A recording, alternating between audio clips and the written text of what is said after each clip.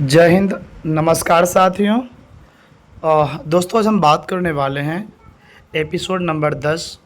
आपको पता है मैंने एपिसोड नंबर 9 तक अपलोड कर दिया है। यदि अभी तक आपने वीडियो को नहीं देखा है तो मैं चाहूँगा आपसे हम्बल रिक्वेस्ट है कि आप उस वीडियो को अवश्य देख लीजिएगा। साथ ही इस बात को आप दिमाग में बैठा लीजिए, ये एपिसोड 10 नहीं है बल्कि आपके एग्ज़ाम के पॉइंट ऑफ व्यू से बहुत इम्पोर्टेंट क्लास होने वाली है। साथियों, जो मैं आपको पढ़ा रहा हूँ निश्चित रूप से आपको पता होगा, यदि आप मेरे से जुड़े हो, बहुत पहले से जुड़े हुए हो, आपको हम N C E R T का एम सी क्यू करवा रहे साथियों।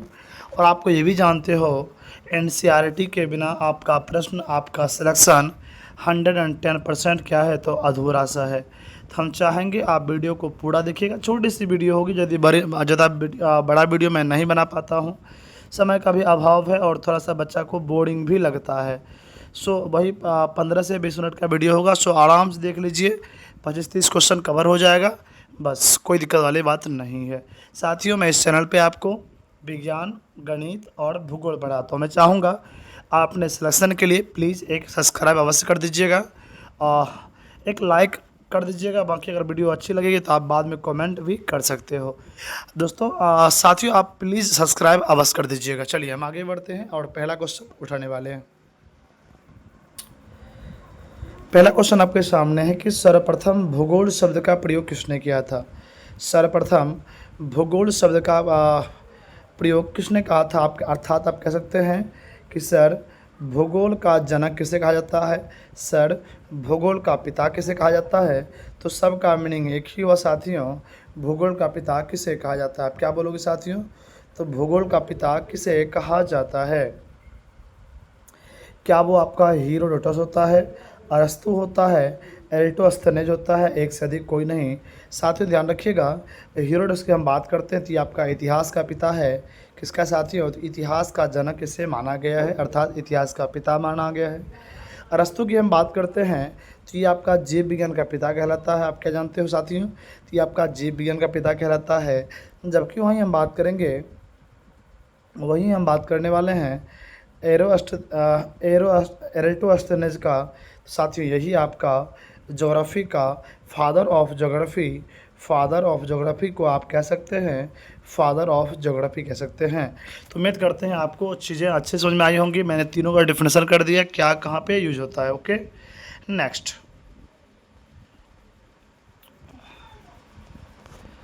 कह रहा है, अगला क्वेश्चन क्या कह रहा है साथियों कि जीआईएस का पूरा नाम क्या है। जीआईएस का पूरा नाम क्या है। क्या आपका भौगोलिक सूचना तंत्र है ना, अंतर्राष्ट्रीय सूचना तंत्र, राष्ट्रीय सूचना तंत्र, एक से अधिक या कोई नहीं। क्या कह रहा है, geographic information system, international information system या नेशनल इंफॉर्मेशन सिस्टम। ध्यान रखिएगा साथियों, जीआईएस पूछा है तो आप देख पा रहे होंगे यहाँ पे जी से हो गया जोग्राफिक, आई से हो गया इन्फॉर्मेशन और एस से सिस्टम हो गया आपका। तो आपका ऑप्शन नंबर ए ही को हम लोग लॉक करने वाले हैं। ऑप्शन नंबर ए को हम लोग लॉक करने वाले हैं। चलिए आगे बढ़ते हैं साथियों। अगला प्रश्न क्या कह रहा है साथियों, ध्यान से समझिएगा। अगला प्रश्न क्या कह रहा है, पृथ्वी का वास्तविक आकार क्या है। पृथ्वी का वास्तविक आकार क्या है। पृथ्वी का वास्तविक आकार क्या है। क्या वो वृत्त के साथ सर्कल है, क्या वो भू आव है, क्या गोला है, एक से अधिक या कोई नहीं। साथियों ध्यान रखिएगा, हमारे पृथ्वी कैसी होती है साथियों, ध्यान रखिएगा, वो गोला भी नहीं होता है, वो वृत्त भी नहीं होती है, बल्कि वो आपका भू आव की तरह वो दिखता है। हमारे पृथ्वी भू आव की तरह दिखता है। आप मुझे बताओगे पृथ्वी की त्रिज्या कितनी है। मुझे आप बताइए, कमेंट कीजिए सर पृथ्वी की त्रिज्या कितनी है।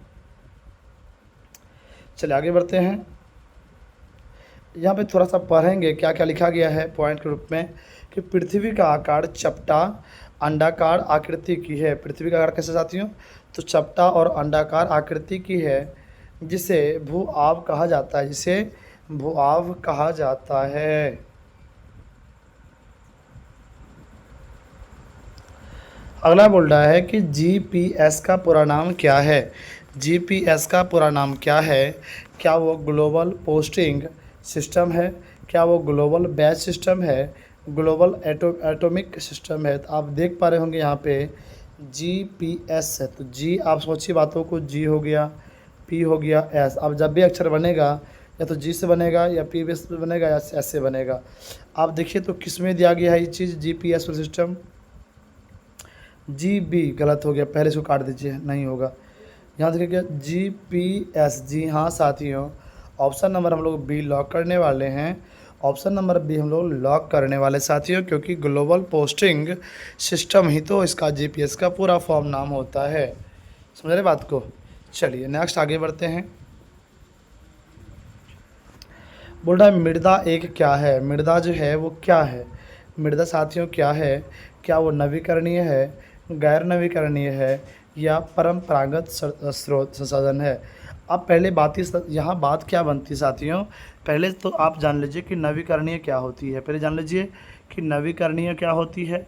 साथियों ध्यान रखिएगा, साथियों ध्यान रखिएगा, नवीकरणीय उसे कहा जाता है जो कभी समाप्त ना हो, जो कभी समाप्त ना हो, और समाप्त हो भी तो तुरंत उसका उत्पादन हो जाए। अर्थात क्या मिट्टी, बताइए मुझे, समाप्त होने वाली चीज़ है? आप कहोगे सर मिट्टी तो हर जगह पाया जाता है सर, तो मिट्टी को हम कैसे समाप्त कर पाएंगे? अर्थात मेरा ऑप्शन नंबर ए तो सही है ही, ऑप्शन ए मेरा सही है। फिर जाते हैं गैर नवीकरणीय साथियों, इनको कहा गया है और नवीकरणीय। मैंने अभी आपसे क्या कहा, वैसा संसाधन जो कभी समाप्त ना हो वो आपका नवीकरणीय होता है, और वैसा संसाधन जो एक बार समाप्त होने के बाद इसका उत्पादन नहीं होता है वह आपका नवीकरणीय, इसको आप गैर नवीकरणीय संसाधन भी कहते हो। खैर चलिए इस प्रश्न का जवाब हम ढूंढने का प्रयास करते हैं। ऑप्शन नंबर ए ही इसका बिल्कुल परफेक्ट आंसर होने वाली है। तो मृदा क्या है साथियों? तो एक नवीकरणीय संसाधन है। चलिए हम आगे बढ़ते हैं। अगला प्रश्न देखते हैं कि पृथ्वी की उत्पत्ति से संबंधित निहारिका परिकल्पना किसके द्वारा प्रतिपादित किया गया था? मतलब पृथ्वी के उत्पत्ति से संबंधित निहारिका परिकल्पना किसके द्वारा प्रतिपादित किया गया था? तो क्या वो जैफ्रीज है? क्या वो इमैनुअल कांट है? क्या वो चैम्बरलिन है? एक से अधिक या कोई नहीं? तो साथ ही ध्यान रखिएगा, इसका सही जवाब हम लोग जाने वाले हैं ऑप्शन नंबर बी के साथ हम लोग लॉक करने वाले हैं। ऑप्शन नंबर बी के साथ हम लोग इमैनुअल कांट है ना। चलिए तो इस क्वेश्चन का जवाब जो होने वाला साथियों इमैनुअल कांट होने वाली है। मुझे बताइए क्या आपको चीज़ें समझ में आ रही है? साथियों मैं आपकी जानकारी के लिए बता दूं, मुझे जब जब समय मिलता है मैं आपके लिए वीडियो लाता हूं। प्लीज़ आपका सपोर्ट मुझे नहीं मिल रहा है, आप शेयर नहीं कर पा रहे हो, जिसकी वजह से मुझे समय का अभाव हो रहा है और मैं चाह करके भी वीडियो पूरा नहीं कर पा रहा हूँ। क्यों? उस समय आप मेरे वीडियो को आप लाइक तो करते ही होंगे, उम्मीद करते हैं, लेकिन शेयर नहीं करते। यार प्लीज़ ग्रुप में शेयर कर दिया करो ना, थोड़ा सब्सक्राइबर बढ़ जाएंगे, थोड़ा लाइक मिल जाएंगी, मोटिवेट हो जाऊँगा, फिर आपको वीडियो लगातार मिलती रहेंगी। इतना अच्छा से मैथ पढ़ाता हूँ, कैसे पढ़ाऊँ? मुझे इतना तो भरोसा है खुद पे कि आप इतना जैसे मैथ पढ़े होंगे, यदि आपको मैथ कुछ भी समझ में नहीं आता हो, यदि मेरा मैथ पढ़ लिए होंगे या पढ़ते होंगे प्रेजेंट टाइम में भी, तो आपको मैथ से मोहब्बत और प्यार होने वाली है। यस या नो? यस सर करने वाले हो आप, यस या नो? फिर से चलिए नेक्स्ट हम लोग आगे बढ़ने वाले हैं। तो आपको उम्मीद करते हैं, और साथियों आप शेयर तो कर ही दीजिएगा और सब्सक्राइब कर बिल्कुल नहीं भूलना है आपको। आप खाने के लिए भूलिएगा लेकिन सब्सक्राइब नहीं भूलिएगा, है ना। चलिए अगला क्वेश्चन क्या कह रहे हैं साथियों, कह रहा है कि 1796 में किस वैज्ञानिक ने नेबुलर परिकल्पना को संशोधित किया था? तो 1796 में किस वैज्ञानिक ने नेबुलर निहारिका परिकल्पना को संबोधित किया था? इसका ऑप्शन नंबर हम लोग जाने वाले साथियों, ऑप्शन नंबर प्यारे लाप्लास के साथ। प्यारे ये भी नहीं होगा, ये भी नहीं होगा और ये भी नहीं होगा, हम जाने वाले हैं पियरे लाप्लास के साथ जाने वाले हैं। साथियों आगे बढ़ते हैं, थोड़ा सा समय का अभाव है इसलिए मैं ज़्यादा आपको डिस्कशन नहीं दे पा रहा हूँ। आधुनिक समय में ब्रह्मांड की उत्पत्ति संबंधी सरेमान सिद्धांत क्या है? आधुनिक समय में ब्रह्मांड की उत्पत्ति संबंधी सर्वमान्य सिद्धांत क्या है? क्या वो निहारिका परिकल्पना है? क्या वो बिग बैंग सिद्धांत है? स्थिर अवस्था संकल्पना है, एक सदी या कोई नहीं? साथियों याद रखिएगा, ऑप्शन नंबर बी को आंसर हो जाएगा कि आधुनिक समय में ब्रह्मांड की उत्पत्ति संबंधी सर्वमान्य सिद्धांत बिग बैंग सिद्धांत होने वाली है।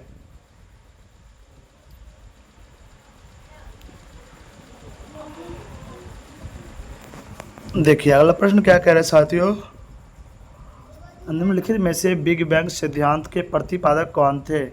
क्या वो आपके थॉमस गॉल्ड थे, डॉक्टर एलन संदेश थे, जॉर्ज लेमेत्रे थे, एक सदी या कोई? जी हाँ साथियों, option number C George Lemaitre का अवधि घटना 1928 की साथियों 1928 की घटना है और उसी टाइम में ये चीज़ प्रतिपादित हुआ था।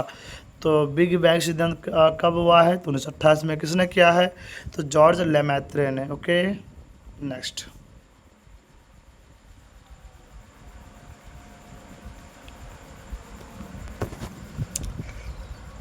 अगला प्रश्न क्या कह रहा है साथियों, निम्नलिखित में से किसने ब्रह्मांड के विस्तार की अवधारणा की खोज की थी और ब्रह्मांड के विस्तार के प्रमाण दिए?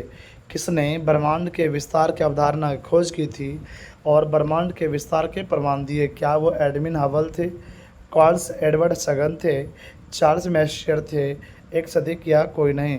साथ ही ध्यान रखिएगा, इसका सही जवाब हो जाएगा option number A Edwin Hubble. इसका बिल्कुल परफेक्ट और सही जवाब होने वाली है। चलिए आगे बढ़ते हैं और अगले प्रश्न को हम लोग। साथियों मेरा मकसद जो है आपको, देखिए मेरा मकसद आपको अभी देखिए एग्ज़ाम आगे में है, तो मेरा मकसद एक ही है कि आप जितना एमसीक्यू करोगे आपके लिए उतना बेनिफिशियल। मुझे लगता है जब आप इसमें एमसीक्यू कर रहे होंगे आपको चीज़ें बहुत कुछ सीखने को मिलती होंगी, शायद आप बहुत चीज़ें नहीं भी जानती होंगी। तो so please I request all of you, मैं जो करवा रहा हूँ आपको एमसीक्यू वो आपके एग्ज़ाम के दृष्टिकोण से करवा रहा हूँ।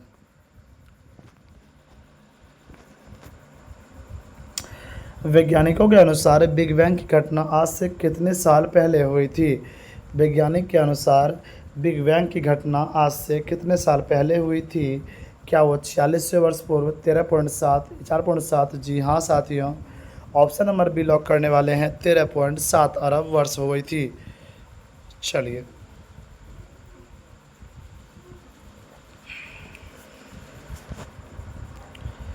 अगला प्रश्न कह रहा है कि नेबुलर परिकल्पना के अनुसार आकाशगंगा कैसे बनती है? नेबुलर परिकल्पना के अनुसार आकाशगंगा कैसे बनती है? नेबुला नामक एक बहुत बड़े बादल के रूप में हाइड्रोजन के संबंध से, या नेबुला नामक एक बहुत बड़े बादल के रूप में ऑक्सीजन के संचय से, या हाइड्रोजन विखंडन के अभिक्रिया के द्वारा? तो आपको बताना है साथियों, ऑप्शन नंबर एक हम लोग लॉक करने वाले हैं, नेबुला नामक एक बहुत बड़े बादल के रूप में हाइड्रोजन गैस के संचय से।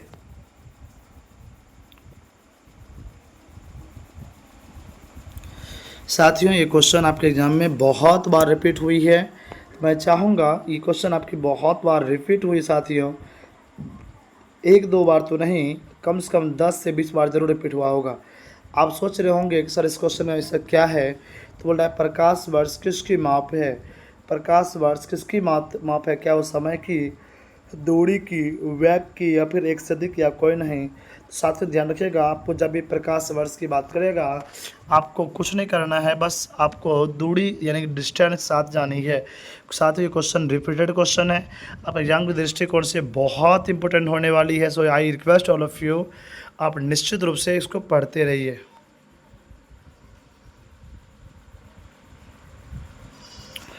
सूर्य से पृथ्वी की औसत दूरी कितनी है?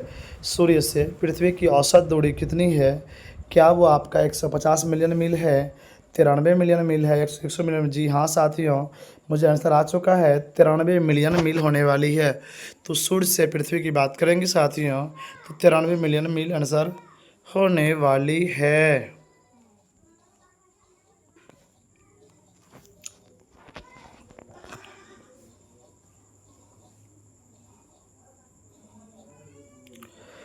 चलिए आगे बढ़ते हैं।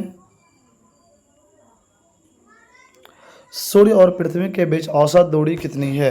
सूर्य और पृथ्वी के बीच औसत दूरी तो ऐसे तो हम बात करें साथियों, यहाँ पे कुछ मिस्टेक हो चुकी है। यहाँ पे क्वेश्चन ये बनता कि सूर्य से पृथ्वी तक आने में रोशनी कितनी देर लगती है।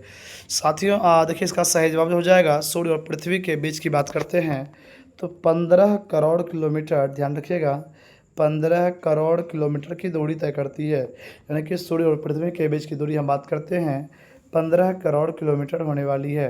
हालांकि इसकी प्रकाश पहुँचने साथियों 8.3 अगर कहीं पे मिल जाए आपको 8.3 प्रकाश वर्ष, आप इसको भी ठीक आराम से कर दीजिएगा।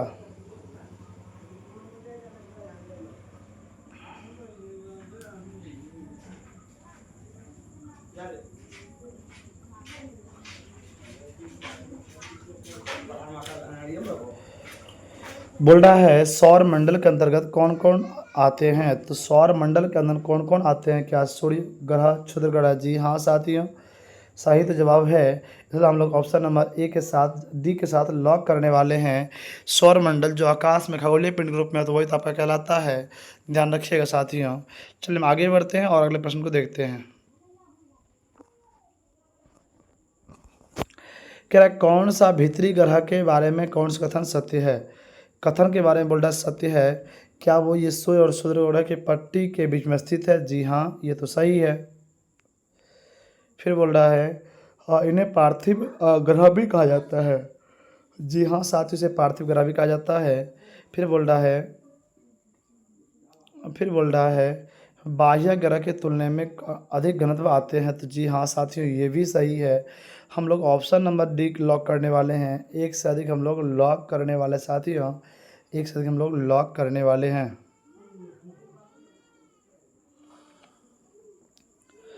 अगला प्रश्न कह रहा है निम्नलिखित में से कौन सा जोवियन ग्रह का उदाहरण है। निम्नलिखित में से कौन सा जोवियन ग्रह का उदाहरण है, क्या वो मंगल है, क्या वो बृहस्पति है, शुक्र है, एक से अधिक, आप बोलो साथियों बृहस्पति है। अच्छा मुझे बताइए क्या एक चीज़, मुझे बताइए पृथ्वी पर सबसे बड़ा ग्रह कौन सा है। आप कमेंट कीजिए सबसे बड़ा ग्रह कौन सा है, सबसे बड़ा ग्रह। फिर कमेंट कीजिए सबसे छोटा ग्रह कौन सा, मुझे बताइए तो फटाफट सभी बच्चे कि सबसे बड़ा ग्रह कौन सा है और सबसे छोटा ग्रह कौन सा है। आगे प्रश्न देखते हैं हम लोग। अगला प्रश्न कह रहे साथियों आपके सामने, थोड़ा सा मैनेज कीजिएगा, बगल में क्या गांव में रहता हूँ तो बगल से ये वहाँ करते रहता है, तो ध्यान रखिए इस चीज़ का। क्षुद्र ग्रह पेटी किन ग्रहों की कक्षाओं के बीच पाए जाते हैं। क्षुद्र ग्रह पेटी साथियों किन ग्रहों की कक्षाओं के बीच पाए जाते हैं, क्या वो मंगल और बृहस्पति होते हैं साथियों, बृहस्पति और शनि होते हैं, मंगल और शनि होते हैं साथियों, ध्यान रखिएगा। ऑप्शन नंबर ए हम लोग लॉक करने वाले हैं, मंगल और बृहस्पति, मंगल और बृहस्पति हम लोग लॉक करने वाले हैं। अगला बोल रहा है प्लूटो क्या है साथियों, क्या बोल रहा है प्लूटो क्या है, वो क्या ग्रह है, उपग्रह है या बौना ग्रह है, तो जी हाँ साथियों यह एक प्रकार का बौना ग्रह है। तो प्लूटो क्या साथियों, एक प्रकार का बौना ग्रह कह सकते हैं, क्या कह सकते हैं साथियों, एक प्रकार का बौना ग्रह आप कह सकते हो। आगे बढ़ते साथियों, बोला किस ग्रह का उच्चतम औसत घनत्व है, किस ग्रह का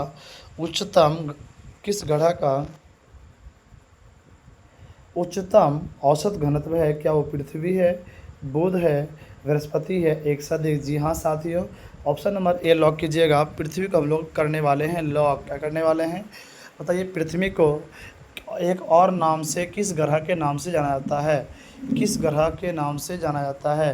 अच्छा पृथ्वी का जुड़वा बहन कौन सा है, आप मुझे बताइए पृथ्वी का जुड़वा बहन किसे कहा गया है, पृथ्वी का जुड़वा बहन किसे कहा गया है।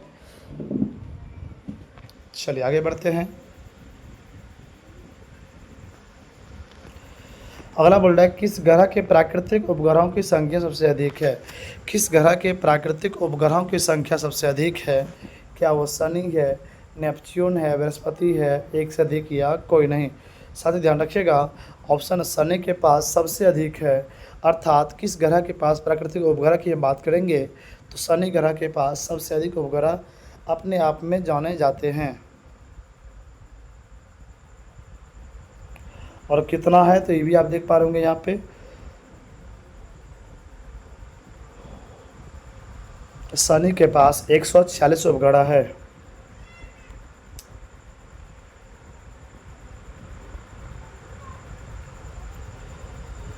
सर क्वेश्चन क्या कह रहा है, पृथ्वी पर जीवन का विकास कितने वर्ष पूर्व आरंभ हुआ था? पृथ्वी पर जीवन का विकास कितने वर्ष पूर्व आरंभ हुआ था? क्या वो साथियों 4.6 अरब वर्ष, 380 करोड़ वर्ष पूर्व, या फिर 4.44 वर्ष अरब वर्ष? ध्यान रखिएगा साथियों, इसका हम सही अनुमान की तरह जाते हैं तो आप किताब के अनुसार एनसीईआरटी 11वीं के अनुसार 380 करोड़ वर्ष होते हैं। अगला प्रश्न क्या कह रहा है साथियों? कौन सी संख्या पृथ्वी की आयु को दर्शाती है? कौन सी संख्या पृथ्वी की आयु को दर्शाती है? क्या वो 46 लाख वर्ष, 4.68 अरब, या फिर 13.7? ध्यान रखिएगा साथियों, ऑप्शन नंबर बी 4.6 अरब वर्ष होते हैं।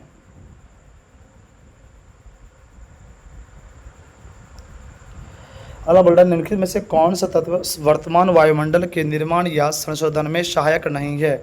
क्या वो सौर पवन है, गैस उत्सर्जन है, या विभेदन है, प्रकाश संश्लेषण है? जी हाँ साथियों, ऑप्शन नंबर हम लोग बी लॉक करने वाले हैं। ऑप्शन नंबर सी विभेदन को हम लोग लॉक करने वाले हैं।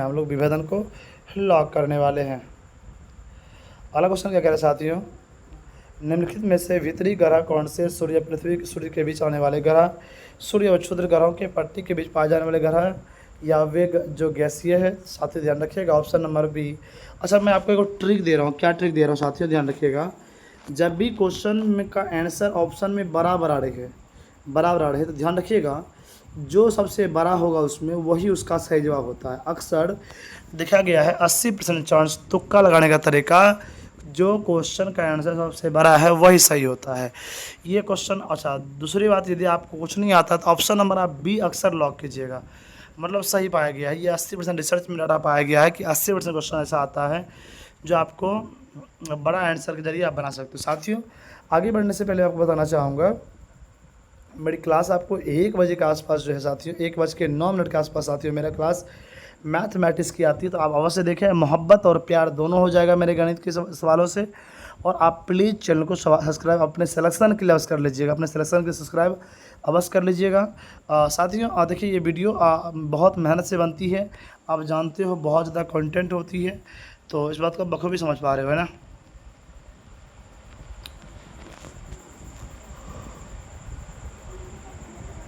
निम्नलिखित में से कौन सी अवधि सबसे लंबी है? क्या वो इयोन है, इरा है, पीरियड है, या फिर इपोच है? ध्यान रखिएगा, ऑप्शन नंबर ए हम लोग लॉक करने वाले हैं इयोन इसका बिल्कुल सही जवाब होने वाली है। साथियों, आज आपका एपिसोड खत्म होता है, ये वाला एपिसोड। आगे बढ़ने से पहले मैं आपसे हाथ जोड़ता हूँ, प्लीज़ यदि आप नए आए हैं तो चैनल को सब्सक्राइब अवश्य कर दीजिएगा। यहाँ पर आपको बहुत कुछ सीखने को मिलने वाली है, चैनल को सब्सक्राइब अवश्य कर दीजिएगा साथियों। चलिए मिलते हैं अगले वीडियो में, तब तक के लिए सभी को जय हिंद, सभी को नमस्कार।